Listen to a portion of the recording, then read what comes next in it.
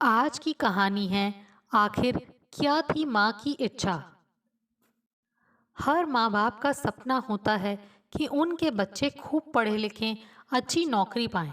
समीर ने बीए पास करने के साथ एक नौकरी भी ढूंढ ली ताकि वह अपनी आगे की पढ़ाई का खर्चा खुद उठा सके। उसकी बहन रितु ने इस साल इंटर की परीक्षा दी थी। दोनों की आयु में 3 वर्ष का अंतर था। रितु 19 बरस की हुई थी और समीर 22 का हुआ था। माँ हमेशा से सोचती आई थी कि बेटे की शादी से पहले बेटी के हाथ पीले कर दे तो अच्छा है।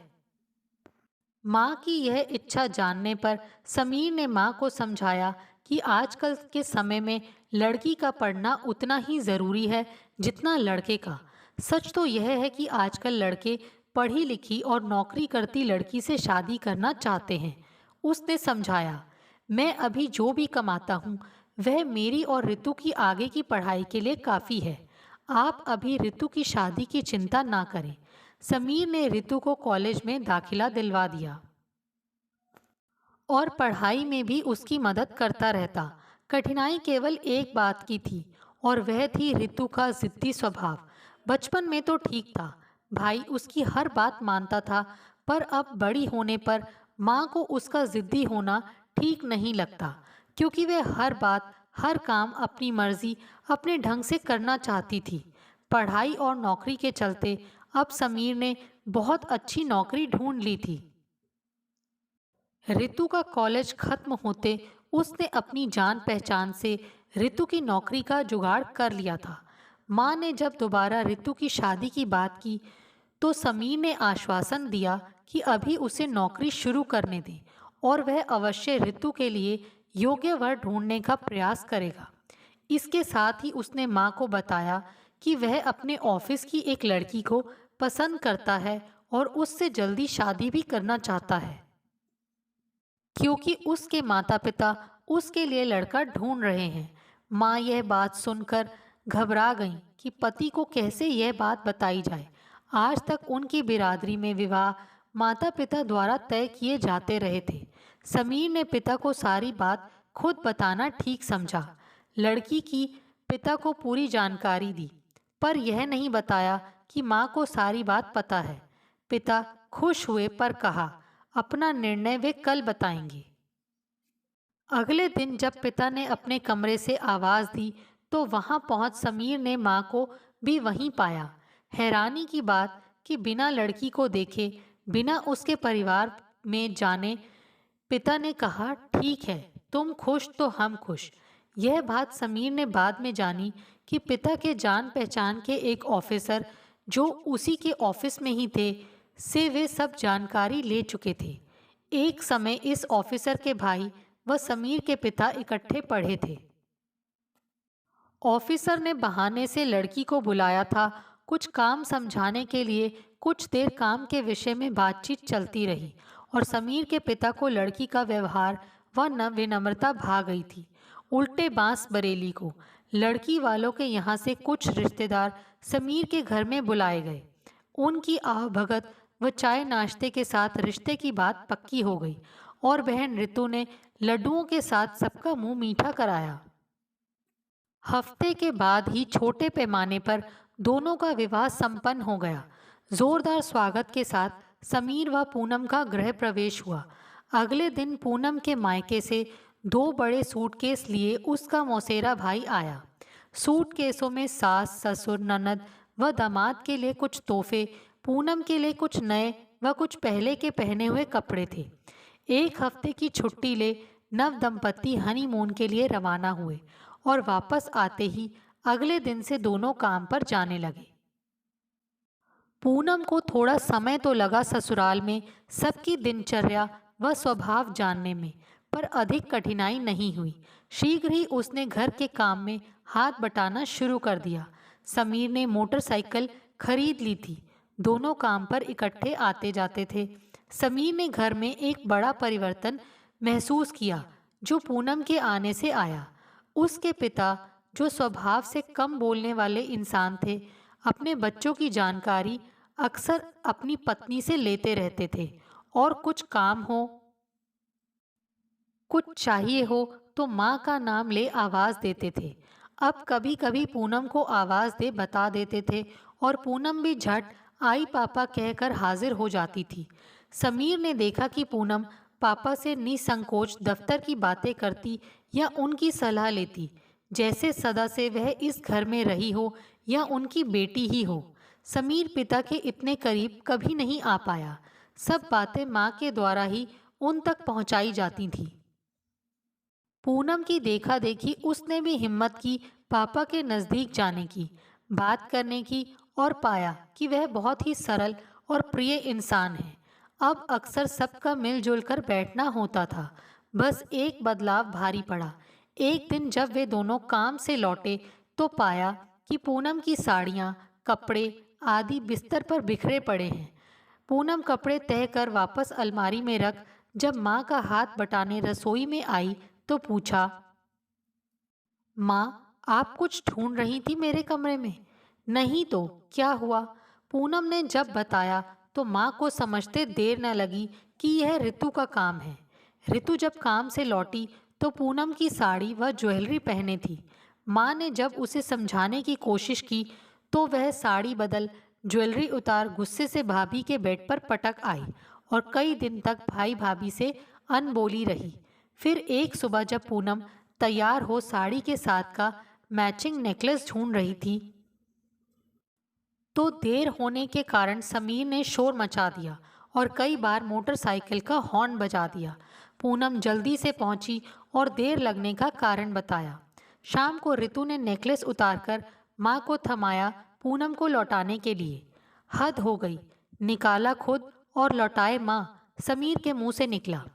ऐसा जब एक दो बार हुआ तो माँ ने पूनम को अलमारी में ताला लगाकर रखने को कहा, पर उसने कहा वह ऐसा नहीं करना चाहती। तब माँ ने समीर से कहा कि वह चाहती है कि ऋतु को चीज़ मांगकर लेने की आदत हो, ना कि हथियाने की। माँ के समझाने पर समीर रोज़ ऑफिस जाते समय ताला लगा चाबी माँ को थमा जाता। अब तो ऋतु का अनबोलापन क्रोध में बदल गया। इसी बीच पूनम ने अपने मायके की रिश्तेदारी में एक अच्छे लड़के का ऋतु के साथ विवाह का सुझाव दिया। समीर, पूनम लड़के वालों के घर जा सब जानकारी ले आए और बाद में विचार कर उन्हें अपने घर आने का निमंत्रण दे दिया ताकि वे सब भी उनका घर, रहन सहन देख लें और लड़का लड़की एक दूसरे से मिल लें। पूनम ने हल्के पीले रंग की साड़ी और मैचिंग ज्वेलरी निकाल ऋतु को उस दिन पहनने को दी, जो उसने गुस्से में लेने से इनकार कर दिया। बाद में समीर के बहुत कहने पर पहन ली। रिश्ते की बात बन गई और शीघ्र शादी की तारीख भी तय हो गई। पूनम व समीर माँ और पापा के साथ शादी की तैयारी में जुट गए। सब कुछ बहुत अच्छे से हो गया, पर जिद्दी ऋतु विदाई के समय भाभी के गले नहीं मिली। ऋतु के ससुराल में सब बहुत अच्छे थे। घर में सास ससुर, ऋतु का पति विनीत और बहन ऋचा, जिसने इसी वर्ष ड्रेस डिजाइनिंग का कोर्स शुरू किया ही था। ऋचा भाभी का बहुत ध्यान रखती और माँ का काम में हाथ बटाती थी। ऋतु ने ना कोई काम मायके में किया था और ना ही ससुराल में करने की सोच रही थी। एक दिन ऋचा ने भाभी से कहा कि उसके कॉलेज में कुछ कार्यक्रम है और वह साड़ी पहनकर जाना चाहती है। उसने बहुत विनम्र भाव से ऋतु से कोई भी साड़ी जो ठीक लगे मांगी। ऋतु ने साड़ी तो दे दी, पर उसे यह सब अच्छा नहीं लगा।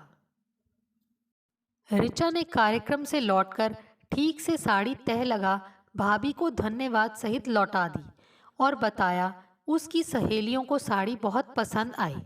ऋतु को एकाएक ध्यान आया कि कैसे वह अपनी भाभी की चीज़ें इस्तेमाल कर कितनी लापरवाही से लौटाती थी।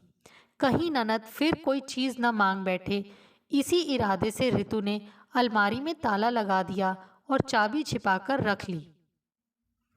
एक दिन शाम जब ऋतु पति के साथ घूमने जाने के लिए तैयार होने के लिए अलमारी से साड़ी निकाल फिर ताला लगाने लगी तो विनीत ने पूछा, ताला क्यों? जवाब मिला, वह किसी को अपनी चीज़ें इस्तेमाल करने के लिए नहीं देना चाहती। विनीत ने समझाया, मम्मी उसकी चीज़ें नहीं लेंगी। ऋतु ने कहा, ऋचा तो मांग लेगी। अगले हफ्ते रितु को एक सप्ताह के लिए मायके जाना था। उसने सूटकेस तैयार कर अपनी अलमारी में ताला लगा दिया। सास को ये सब अच्छा नहीं लगा। सब तो घर के ही सदस्य हैं, बाहर का कोई उनके कमरे में जाता नहीं, पर वे चुप ही रहीं। मायके पहुंची तो माँ ने ससुराल का हालचाल पूछा। रितु ने जब अलमारी में ताला लगाने वाली बात बताई तो माँ ने सिर पकड़ लिया उसकी मूर्खता पर। माँ ने बताया कि यहाँ ताला पूनम ने नहीं, बल्कि माँ के कहने पर उसके भाई समीर ने लगाना शुरू किया था, और चाबी हमेशा माँ के पास रहती थी। ताला लगाने का कारण रितु का लापरवाही से भाभी की चीज़ों का बिना पूछे इस्तेमाल करना और फिर बिगाड़ कर लौटाना था। यह सब उसकी आदतों को सुधारने के लिए किया गया था। वह तो सुधरी नहीं, और फिर कितनी बड़ी नादानी कर आई वह ससुराल में अपनी अलमारी में ताला लगाकर।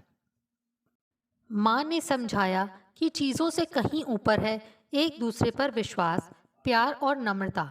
ससुराल में अपनी जगह बनाने के लिए और प्यार पाने के लिए ज़रूरी है प्यार व मान देना। रितु की दोपहर तो सोच में डूबी, पर शाम को जैसे ही भाई भाभी नौकरी से लौटे उसने भाभी को गले लगाया। भाभी ने सोचा शायद काफ़ी दिनों बाद आई है इसीलिए ऐसा हुआ, पर वास्तविकता कुछ और ही थी। रितु ने देखा यहाँ अलमारी में कोई ताला नहीं लगा हुआ। वह भी शीघ्र ससुराल वापस जा ताले को हटा मन का ताला खोलना चाहती है, ताकि अपनी भूल को सुधार सके, सबकी चहेती बन सके जैसे भाभी हैं यहाँ।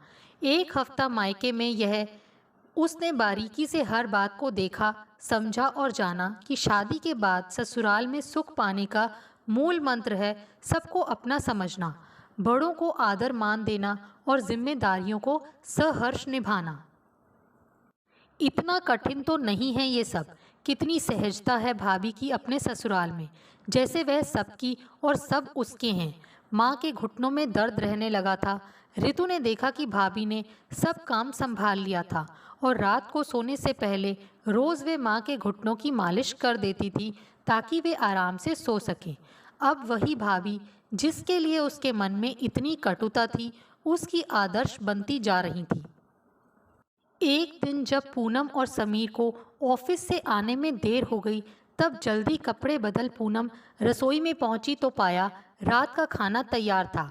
माँ से पता चला कि खाना आज रितु ने बनाया है। यह बात दूसरी थी कि सब निर्देश माँ देती रही थी। रितु को अच्छा लगा जब सब ने खाने की तारीफ की। पूनम ने ऑफिस से देर से आने का कारण बताया। वह और समीर बाजार गए थे। उन्होंने वे सब चीज़ें सबको दिखाईं जो रितु के ससुराल वालों के लिए खरीदी गई थी। इस इतवार दामाद जी रितु को लिवाने आ रहे थे। खुशी के आंसुओं के साथ रितु ने भाई भाभी को गले लगाया और धन्यवाद दिया। माँ भी अपने आंसू रोक न सकी। बेटी में आए बदलाव को देखकर रितु ससुराल लौटी एक नई उमंग के साथ, नए इरादे से, जिससे वह सबको खुश रखने का प्रयत्न करेगी और सबका प्यार पाएगी, विशेषकर विनीत का।